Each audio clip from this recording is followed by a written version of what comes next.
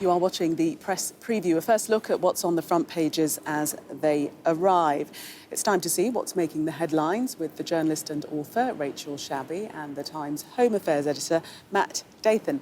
They'll be with us here in Downing Street from now until just before midnight. So let's see what's on some of those front pages for you now. And as you might imagine, there's really only one story in town. Leading with Liz Truss's resignation, The Eye has the headline, "Gone in 44 days." The Guardian describes today's events as the bitter end. The Metro is utterly scathing, calling Ms Truss the worst PM we've ever had. The Mirror has one simple demand: general election now. The Financial Times points out that the government's economic recovery plan is still in flux. The Sun looks at the possibility of Boris Johnson making a comeback to number 10. The Telegraph has Mr Johnson touting his credentials as well. The Times also leads with rumours of a possible Johnson return.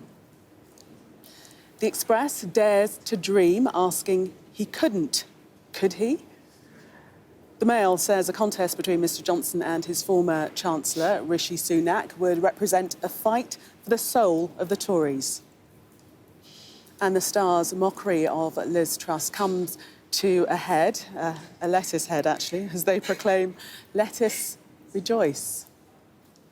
And a reminder that by scanning the QR code you'll see on screen during the programme, you can check out the front pages of tomorrow's newspapers while you watch us. And we are joined tonight by Rachel Shabi and Matt Dathan. Welcome to both of you. Let's start with The Eye. Gone in 44 days. Rachel, take us into this story. Did you think that we would be here discussing this in Downing Street tonight? I did not think that we would be here so soon, and Gone in 44 Days is certainly the title of any film that might be made about this period. But the paper does go on to note that she very, very quickly lost the confidence of her cabinet, of her party and of her country, which I think is an accurate reflection. But I think we need to pan back a little bit because, yes, this has thrown us into political turmoil and political crisis. But when you're looking at a series of repeated turmoils and political crisis, as we have seen, and it's always the Conservatives that are there at the scene of the political crime holding a smoking gun, then at some point we have to acknowledge that the crisis and the turmoil is the Conservatives, and their being in government and refusing to back down is throwing the entire country into turmoil and into crisis. And that's why you're seeing not just political opponents calling for a general election, which you might expect, but you're also seeing Conservative backbenchers brief. Not calling for a general election. Well, what they're saying off the record is that the Conservatives need a time in opposition to regroup. If we have Conservative backbenchers saying that, that should tell us the severity of the nature of the Conservative total breakdown that we're witnessing at the moment. Well, I mean, the Eye front page really sort of lays bare the human kind of cost to Liz Truss, doesn't it? You know, 44 days, which is shorter than the leadership election over the summer that we had to elect her. It really sort of brings home just how short her spell has been. And let's remember, 10 of those days were during the morning period where she didn't really have anything to do. So let's just think what it would have been if the Queen hadn't died. It would have been even shorter, you would presume. I mean, only this time last week, Kwasi Kwarteng was still the Chancellor, Suella Braverman was still the Home Secretary, and less than a week on, we're facing our third, or possibly second Prime Minister if Boris Johnson manages it, within a fortnight of that disastrous, within a fortnight of Jeremy Hunt becoming Chancellor. And what do you make of the fact that it seems that the rules have been changed, because she should have had that 12 months period of grace where a new leader is safe, really?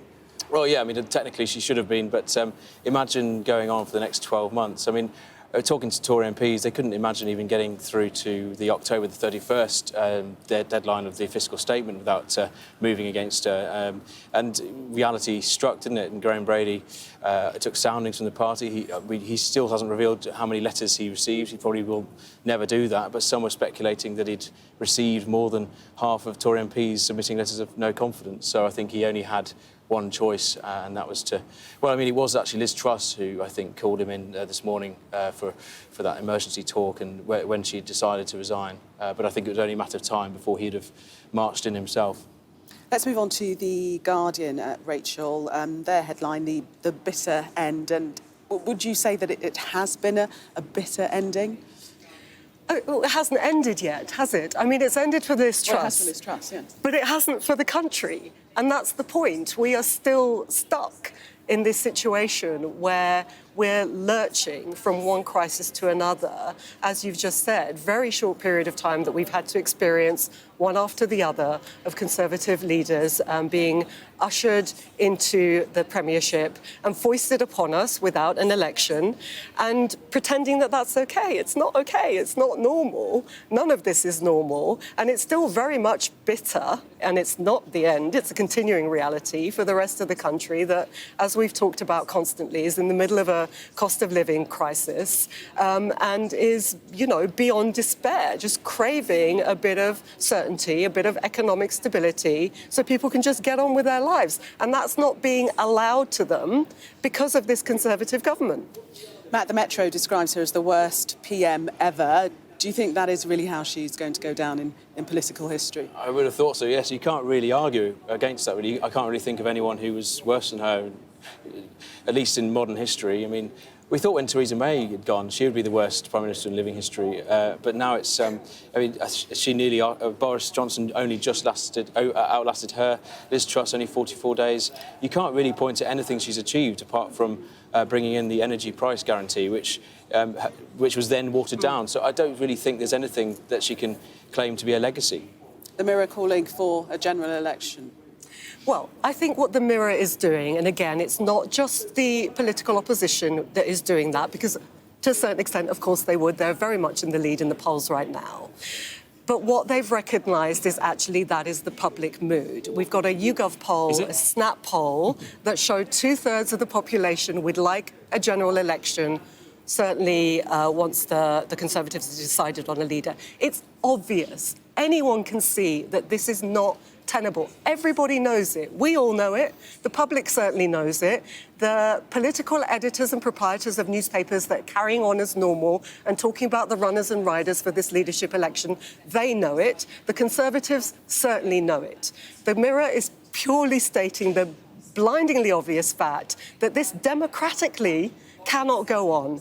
The public are well aware of that and will be furious if they have yet another Conservative leader foisted upon them in this way. Let's just finally, we've got time to explore the lettuce theme that the Star are insisting on continuing. I think we can bring that up. We've got, I think that's supposed to be Liz Truss there with Let Us Rejoice. 60p lettuce from Tesco 7 days ago, given a live webcam by the Daily Star, and which was going to last the longest, and it's the lettuce, remarkably. It's starting to wilt, though, I think. But still edible. Well, I'm not going to eat Still it. viable, unlike the PM. I'll drink the champagne that's next to it, though. Rachel and Matt, thanks very much for the minute. We're going to take a break. Coming up, could Boris Johnson reclaim the keys to the famous door behind us? And if not him, then who? We're going to be discussing all of that next.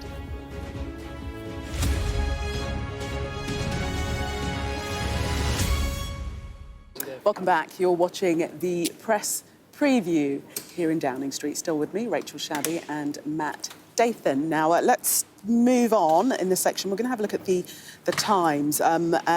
This is a name that's come back into the frame that certain people don't even whisper. But the rumours are that Boris Johnson could make a comeback. Matt? Yes, well, I think he's weighing up how much support he's got tonight. He's still in the Caribbean, we're told, due to fly back possibly as early as tomorrow. But he's certainly taking soundings and letting a lot of his supporters in Parliament and activists and donors certainly try and gather as much support as possible before, I think, deciding probably tomorrow night or Saturday whether he'll stand. We hear that Jacob Rees-Mogg is going to become the unofficial sort of campaign boss tomorrow. And I think he'll only stand if he's very sure that he's got the 100 MPs that he'll needed, because it'll be humiliating for him if he goes for it and then he doesn't get it. What do you think his chances are, Rachel? I just think it's absurd that we're even talking about it. I mean, just a few minutes ago, Beth Rigby was here explaining some of the reasons why he was forced to resign. Partygate, tanked in the polls. The Conservatives were not doing well even before Liz Truss because of the approval ratings over Partygate and more. Losing the confidence of his own cabinet, that series of resignations, forced to resign by his party, and I believe still being investigated over allegedly lying to Parliament, right? So the idea that the Conservatives would try and rehabilitate someone like that just shows you how utterly desperate they are, even to countenance such a possibility. It's the same story they're covering also in The Sun. I mean, he does have that, or he did have that incredible mandate from the people. Yeah. And what the Conservatives will want now is somebody who can win an election. Yes, and the supporters are making the argument in favour of him by saying he's the only candidate who has the mandate that they can avoid a general election, because they can say, well, he had the mandate from 2019, he can pick that up, and so we won't have to call another general election. And then he also has the ability to win a general election as he did in 2019. That's what they're using to argue in favour of him. But as you said, he does face a Privileges Committee inquiry, which could boot him out of Parliament, which would be it would be even more historical than tonight, if you had a serving Prime Minister suspended. Yeah, 100%. But also, it's just playing people for fools, isn't it? I mean, people watching this are going to think, absolutely jolly well not. Are you going to, like this, what, are you having a laugh? It's absolutely absurd. This is like having, you know, the Conservative Party is like one of those malfunctioning robots on a TV show with like bits of metal flying off and the head swiveling around on a wire, and it's just completely malfunctioning, but saying, it's okay, it's okay. It's clearly not okay. The party is falling apart. It's doing it in government. It needs to go. The end. This is not complicated. Let's just run through the runners and riders via the Metro, Matt. Yes, the Metro has a wide array of candidates, and just the sort of the three main favourites at the moment, Rishi Sunak, Penny Mordaunt and Boris Johnson. They also quote Suella Braverman possibly eyeing another leadership bid, and Kemi Badenoch. But realistically, I mean, I was talking to a lot of the right-wing Tory MPs as across the party today, and they admit themselves that because the threshold is so high, 100, they don't see any right-wing candidate, whether it be Priti Patel, Suella Braverman, getting through. And so they're some of them actually think it's been a stitch-up to stop a right-wing candidate getting through. So they've sort of resigned to backing Boris if he stands. But isn't the problem they've got now is that whoever is anointed leader in whatever way and however quickly, they're actually not going to be able to unite this party that is in complete turmoil. So even if we say, well, constitutionally, what are the mechanisms for getting rid of government? They're not going to vote themselves out. It might just be the case that they are not able to manage, that any leader who comes in is not able to manage their own party and descends into the sort of dysfunction that precipitates them calling for a general election. So why not just short-circuit that whole process and do it now? Rachel and Matt, thank you very much.